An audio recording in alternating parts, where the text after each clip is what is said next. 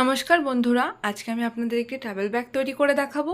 তার জন্য এখানে আমি একটি প্যান্টের পিস, একটা বস্তা নিয়েছি আর একটা পুরনো শাড়ির কাপড় নিয়েছি।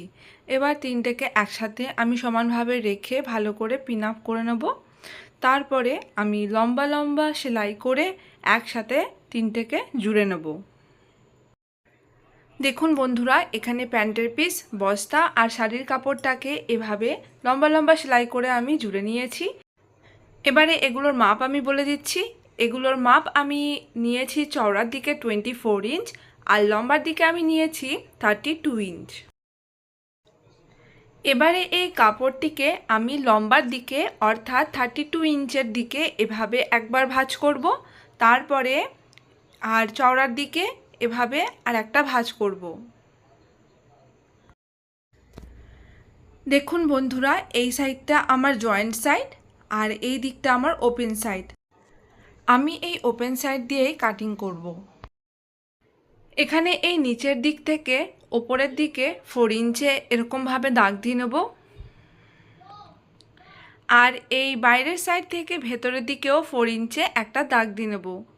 ওপরের সাইডেও 4 ইঞ্চে একটা দাগ দিয়ে আমি এভাবে দাগটাকে সোজা করে টেনে নেব। আর ওপরের এই কোণের দিকে আমি হালকা করে একটু গোলাই শেপ দিয়ে নেব। এবারে এই দাগ অনুযায়ী আমি কাপড়টিকে কেটে নেব। এই দেখুন বন্ধুরা, এখানে দাগ অনুযায়ী আমি কাপড়টিকে কেটে নিয়েছি।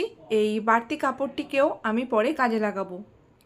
আর কাপড়টি কাটার পরে ঠিক এরকম দেখতে হয়েছে। এখানে ব্যাগের ফিতে তৈরির জন্য দুটো কাপড় নিয়ে নিয়েছি। এখানে কাপড়ের চওড়া আমি নিয়েছি 4.5 ইঞ্চ আর লম্বা নিয়েছি 30 ইঞ্চ। এবারে ফিতে তৈরির কাপড়টিকে এভাবে এদিক থেকে এক ভাঁজ, এ সাইড থেকে এক ভাঁজ আর মাঝখান থেকে এভাবে ভাঁজ করে আমি পুরোটা সেলাই করে নেব, তাহলেই আমার ফিতে রেডি। এখানে আমি ফিতে দুটো রেডি করে নিয়েছি। ফিতে লাগানোর জন্য আমি এই কাপড়টিকে মাঝখান থেকে এভাবে ভাঁজ করে নেব। ভাঁজ করে নেওয়ার পর এর সেন্টার পয়েন্ট আমি বার করে নেব। এবারে এই সেন্টার পয়েন্ট থেকে আমি এই সাইডে 3 ইঞ্চে একটা দাগ দিয়ে নেব আর এই দিকের সাইডেও 3 ইঞ্চে একটা দাগ দিয়ে নেব।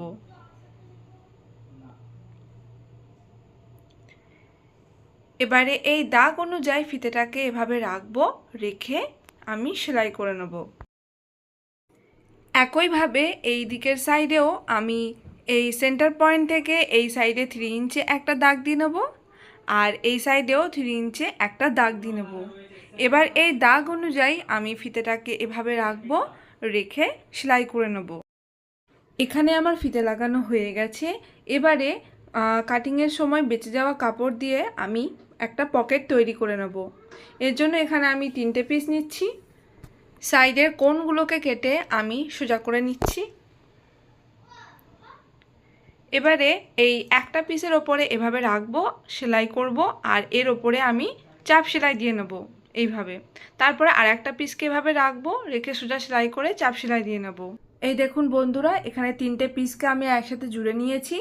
এখানে কাপড়ের আমার চওড়া এসেছে 10 ইঞ্চ আর লম্বা এসেছে 12 ইঞ্চ।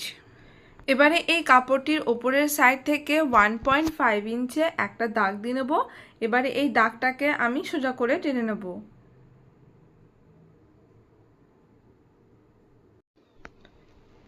এবারে এই দাগ অনুযায়ী আমি কাপড়টিকে কেটে নেব। এখানে আমি 10 ইঞ্চের একটা চেন নিয়েছি আর চেনের দু সাইডে লাগানোর জন্য এরকম ছোট ছোট আমি 4টে পিস নিয়েছি। এবারে চেনটার এরকম দু সাইড থেকেই কাপড় দুটোকে রেখে সেলাই করে এর উপরে চাপ সেলাই দিয়ে নেব। সেমভাবে এই সাইডেও দুটো পিসকে রাখবো, সোজা সেলাই করে এর উপরে চাপ সেলাই দিয়ে নেব। এই দেখুন বন্ধুরা, এখানে আমি দু সাইডের চেনে এরকমভাবে লাগিয়ে নিয়েছি। এবারে কাপড়ের ওপরে চেনটাকে এভাবে উল্টোভাবে রেখে সোজা সেলাই করব আর এই কাপড়টিকেও রেখে আমি সেলাই করে নেব। এখানে আমার সেলাই করা হয়ে গেছে। এবার এতে আমি চাপ সেলাই দিয়ে নেব। এখানে আমার চাপ সেলাই দেওয়া হয়ে গেছে। এবার আমি এই পকেটটিরও মিডল পয়েন্ট বার করে নেব। কাপড়টির এই কোণ থেকে এই কোণে একটা দাগ দিয়ে নিচ্ছি। এই দাগটির মাঝখান বরাবর আরেকটি দাগ দিয়ে নেব পকেটটি লাগানোর জন্য। এখানে কাপড় আর পকেটের মিডল দাগের সাথে মিশিয়ে আমি রাখবো। রেখে পকেটের কাপড়টিকে চারদিক থেকে ভাঁজ করব আর সেলাই করে নেব।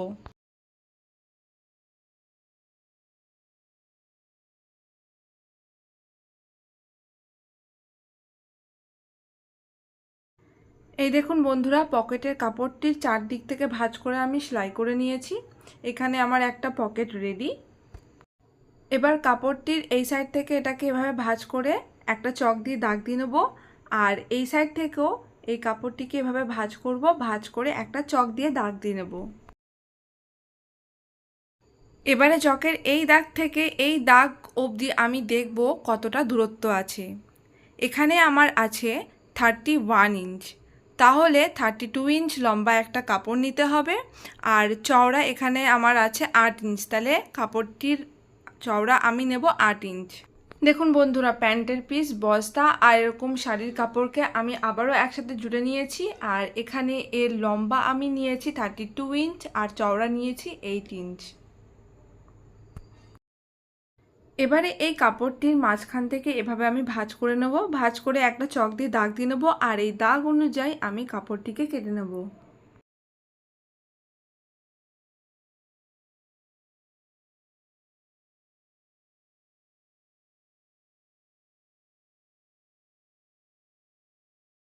এই কাপড়ের মাপেই এখানে আমি চেন নিয়েছি, চেনে আমি রানারও লাগিয়ে নিয়েছি। এবারে চেনের উপরে এটাকে উল্টোভাবে রাখবো, রেখে সোজা সেলাই করব, আর এটাকে উল্টোভাবে রেখে সেলাই করে নেব। দেখুন বন্ধুরা, এখানে আমার সেলাই করা হয়ে গেছে। এবার এর উপরে আমি চাপ সেলাই দিয়ে নেব।